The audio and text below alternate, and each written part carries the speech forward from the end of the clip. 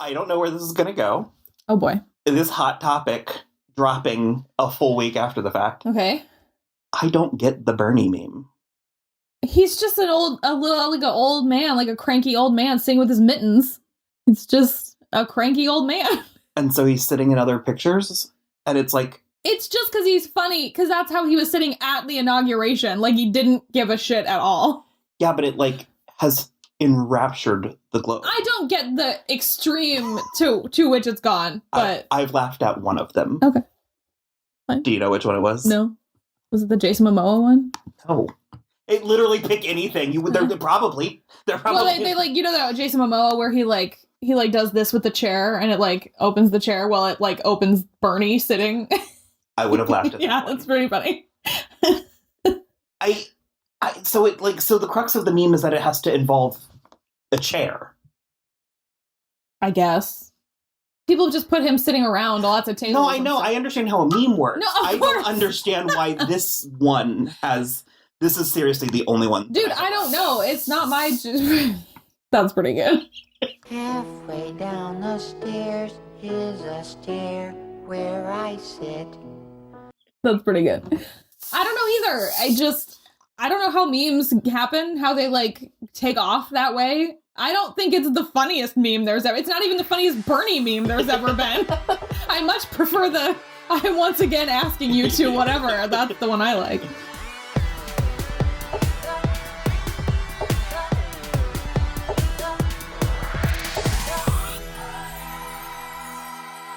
Hello, everyone. I am Will. And I'm Kristen. And this is So I'm Watching This Show, your twice-weekly pop culture podcast where we talk about movies, TV, music, and more. As always, this is a spoiler show, so you have been warned. I don't have a game plan for this episode, so we'll see. This is going to be kind of by the seat of our pants. We just sort of really last minute decided to watch this movie and talk about it. Well, I do want to welcome you to the third week of January 2021. Blessings. We made it. We did. And as such, we're phoning this one the fuck in. So it's been a hard time. It's been a hard 4 years that we've been doing this. So, we're, I'm sure you've heard, we're transitioning into more of a YouTube footage type of venture. Yeah. And the TV shows are coming back. And so we have a lot of live watching to do. And so as we're doing that, I think some of our traditional episodes might be a little bit more compact. A little more of a tight 30. Mm-hmm. And also there's just not really a lot of new stuff. Certainly not the things we would go for. So look, they pushed James Bond again to the fall again. So yeah, wide open. Mm-hmm. I tried to do a poll on Twitter what you guys want to see us do more of, and you just said whatever you want. So you made your bed. This is what you get. Lie in it. So for the meantime, we're kind of, there's not really a theme, but we're kind of going back over some of the smaller releases that just didn't really get their chance to shine from the past year. Sure. And so we're starting off today with the movie Save Yourselves. The Poufe is in the cabin. Poufe on the couch. Poufe on the roof. What? Poufe on the roof.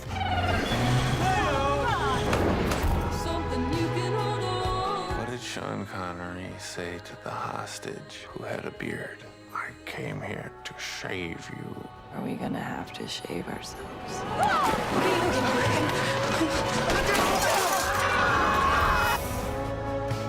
You're actually gonna go to the woodpile and get the axe. I'm gonna go into the cabin, get the grab bags by the door, and then we'll wing back in the car and we'll reverse. Okay, reverse, go to the woodpile, go back to the door, get the go bags, get outside, we'll together. Are you listening or are you repeating? Can't you go to the axe? Just one more time. Written and directed by Alex Houston Fisher and Eleanor Wilson. Mm-hmm. A young Brooklyn couple head to an upstate cabin to unplug from their phones and reconnect with each other, blissfully unaware of their surroundings. They are left to their own devices as the planet falls under attack. I knew nothing about this movie. They talked about it. I think it was a What's Making Me Happy on Pop Culture Happy Hour. Okay. And I wondered how it got on your radar, too. It sounded funny.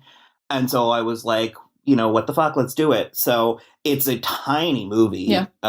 It's kind of like an indie millennial comedy with Sunita Mani from Glow. She plays Arthi on Glow, and John Reynolds. And He's on Search Party.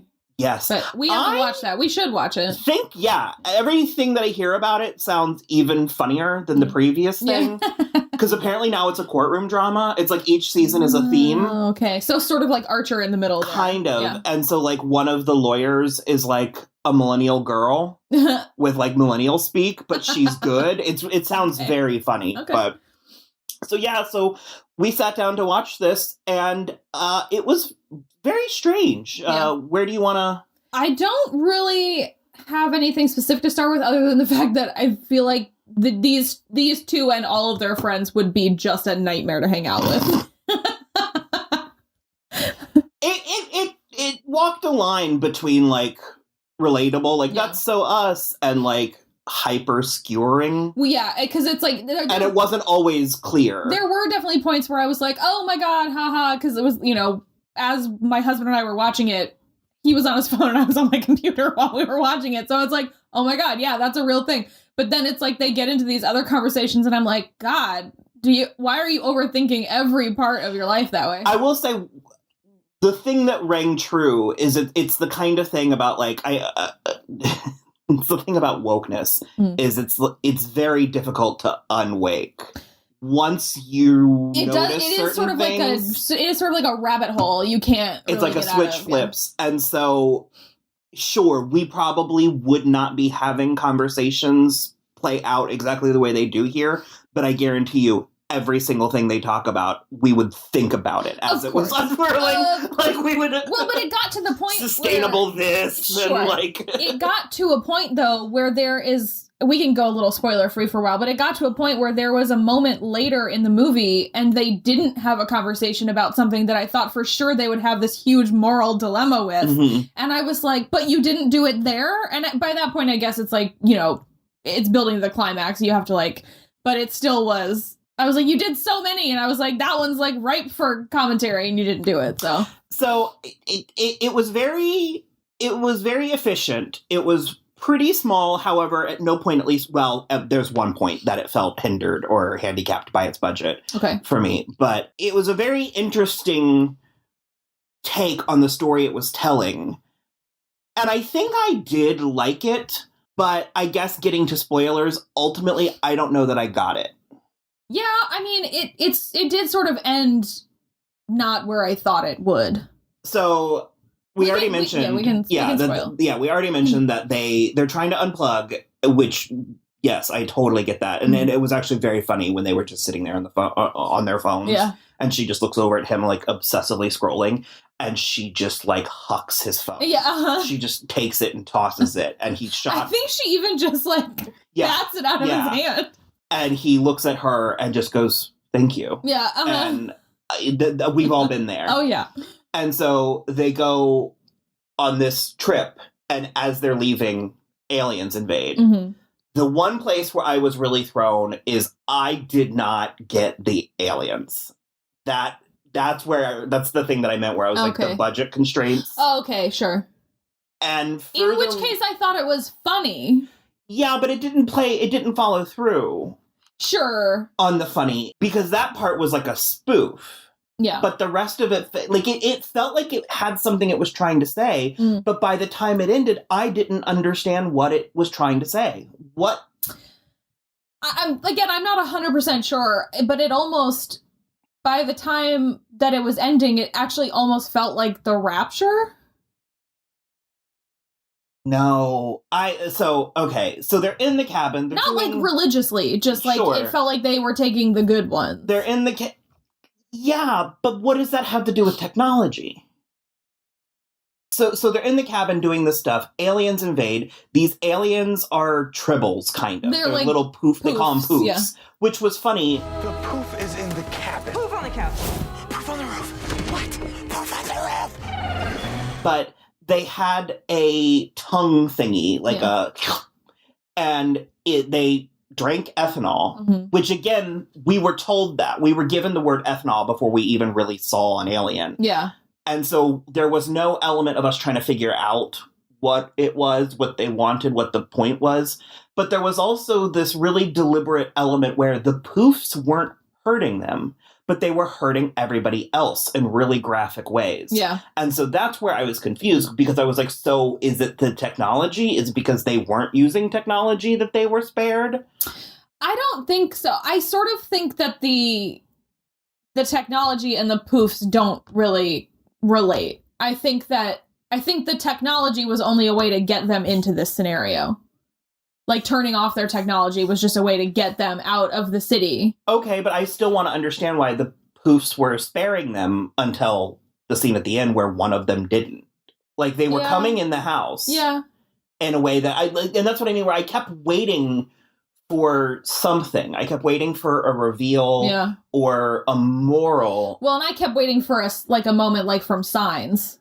Yeah. Where they, like, figured out, you know, what the deal was. But yeah, you're right. I mean, it was kind of clunky at the end. I mostly had a good time with it. It was really silly, and they're very charming together. And that part, But now that you mentioned these weak spots, I'm like, oh yeah, I don't really know. Well, and that's not my goal. I'm not trying to be, you know, and that's where I'm like, there's something so clear that I am missing. Because maybe, I mean, we both missed it too. Even the friend, like, there's the scene where they're in the cabin before they are completely aware of the invasion, and they've already seen a Poufe by this point, because but they think it's just a piece of decor. They think it's an ottoman, and they're playing cards and drinking. So, I mean, they have the ethanol. They have what the Poufes want, but the Poufes still aren't attacking them. And the camera kind of pans to the window, and you see a guy. I didn't recognize if he was one of their friends. It was the one who owned the cabin. And he's just sort of standing outside bloody, and he falls over dead with a Poufe behind him. Yeah. And later they, like, run over his body with the car, and there's even a, what was that? And it's like, we don't have time to find out. Yeah. And so I kind of kept waiting for the resolution that didn't come.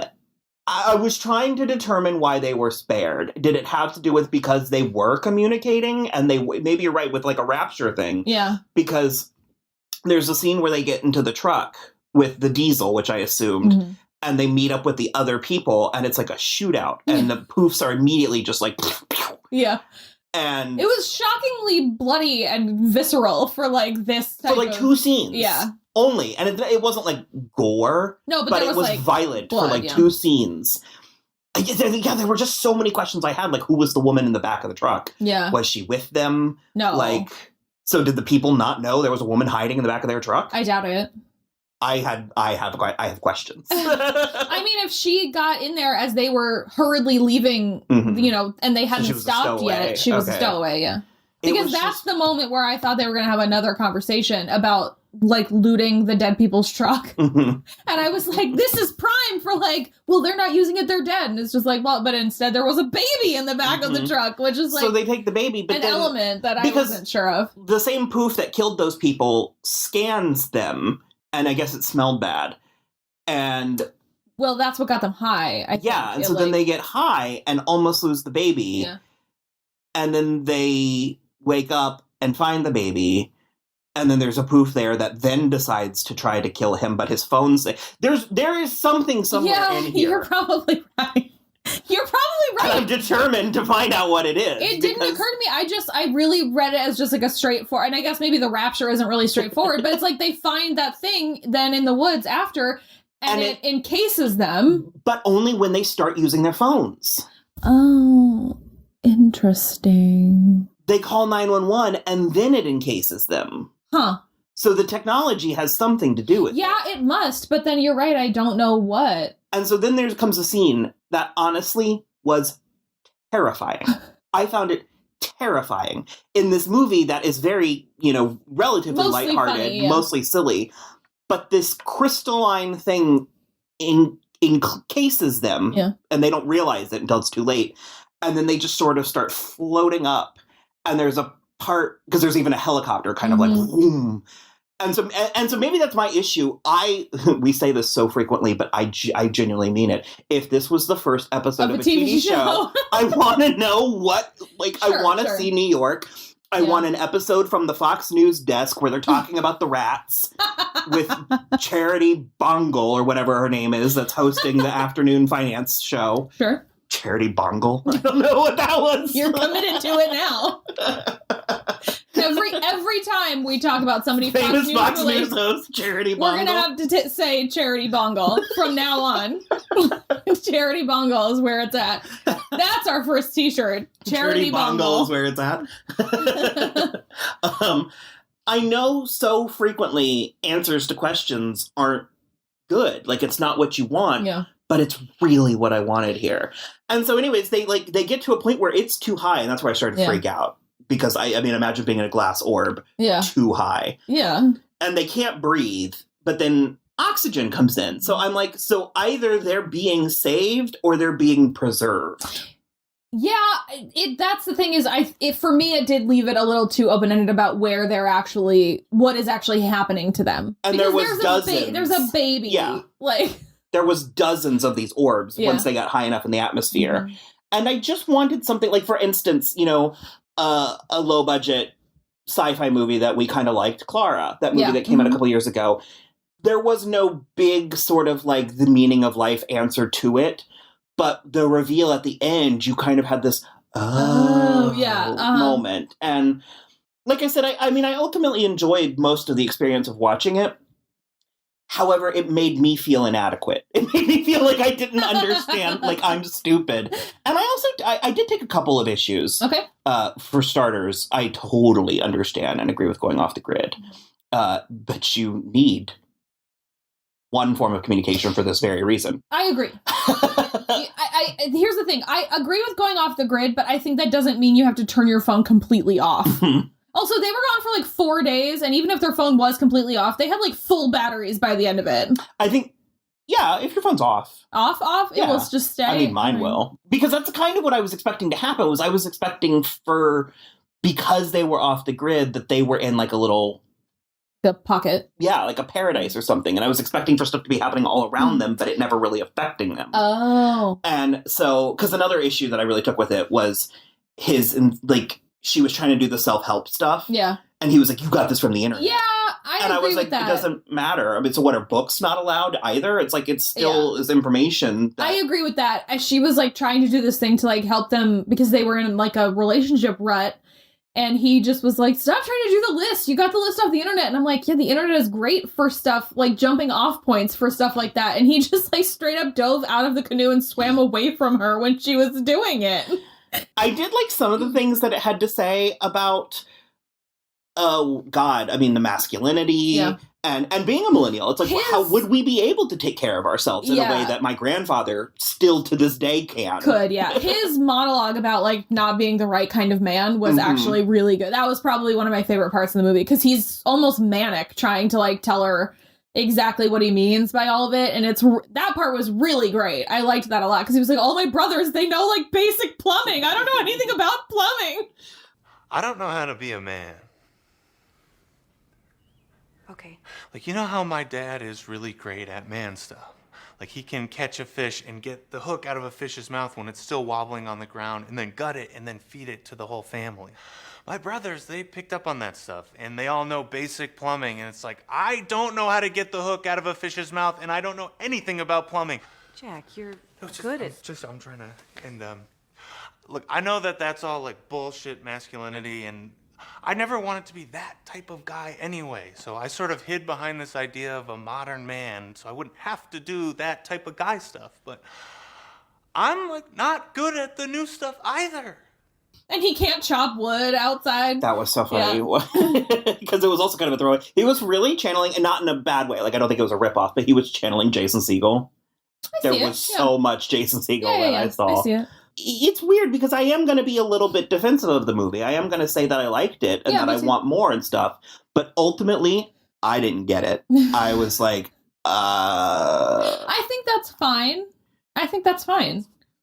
You still liked it. You can like something without 100% getting it. I've never seen a single Terrence Malick movie, and I'm sure I wouldn't get it, but I'm sure they're lovely. Yeah, I don't know. I wish that there was an actual, like...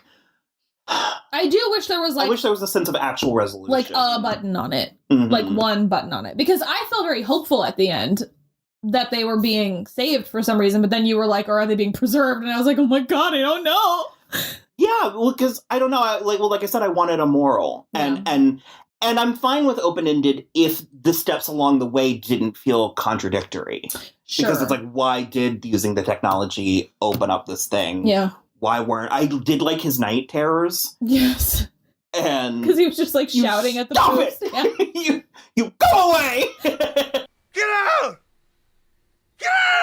here! Oh my God, Jackie. Nothing's there. Get out of here! Get out of here! And she's just like, baby, go back to bed. It's fine. And the second time, it's the Poufe. Yeah, And on he's the like, wall. there's a lion. And it's like, you stay away from my girlfriend. And that was very funny. But yeah. It was fun seeing her do something where she started off a little meek on Glow. Mm-hmm. So I liked seeing her be more forceful at just like different acting perspective. And she's also she's on an ad campaign right now. I can't remember what it's for though. Yeah. Fun? I ultimately think that's where I land is I wished for some sense of resolution. Yeah. I'm fine with open-ended, or I'm fine with, interpretation, but I wish I had an understanding I wish there was a moral, I guess, is what I'm. No, I get that. Where I'm at, I get that for sure. There also were a couple of things that felt like they were going to go a different direction to me. Like when he insisted on bringing his sourdough starter, I thought it was going to be like what saved them is that like, luck, thank God we have the sourdough starter. We've got bread. And then it was like, the Poufe ate his sourdough starter and I felt so bad for him. Or even the guns. Like, I really liked the conversation about the guns. Like, I thought that was very funny. Yeah. But when ultimately they just abandoned it, it was like, oh. Yeah. It worked for me, if only for the two gags. The one where they were trying every year since 1700 to open the lock, because it was the year that penicillin was invented, 1870, just in case anybody needs that. Well, I was about to say, what is it, like 3 options? Well, that's what I was saying. He started at 17, and this was 1701, 1702. And I was like, that's not... You could hear the word 70 at the end. So, anyway... And then they realized there's just no hinges on the back, so they could open it. And then the second one was after he breaks the window trying to shoot. And I was like, that is too close to his face. No, those things kick like a mule. But then it just sort of smash cuts to them putting the couch up against the broken window. And she goes, I hid the bullets too. In a separate place. And I just thought that was very funny. Because I also wondered how the Poofes were getting in, but... Yeah... Well, they had windows open, and they seemed to be being relatively willy-nilly about the front door, which I would just, even if I were getting off the grid, doors get locked at night. I just don't know what else to say. Even if it means nothing, it makes me feel better. We were never those people. We didn't. I lock my doors at night. Don't you try to steal all our things. I was going to be like, you might actually make a penny. You might make a penny. Don't try it. So, if you're even remotely like a connoisseur of film or entertainment or whatever, and you like this, if you want a comedy sci-fi, this is one of those things that's going to be a blip on these people's IMDb's. Yeah, and so it's fun. Yeah, if you want to do some of that, like, God, not busy work. But if you want to fill in the gaps of some, if you really like either of these actors, you want to fill in their the writer director, I could see like 2 films from now doing something really great. Yeah, it's like, whoa, remember that movie that was kind of good, but that was blah blah blah. Well, they got, third time's the charm. Absolutely. So that's sort of how I feel about it. I tend to agree. I had a good time watching it. I thought it was silly. I laughed a lot, but yeah, the end was a little bit baffling. I can definitely agree with that. Maybe a little.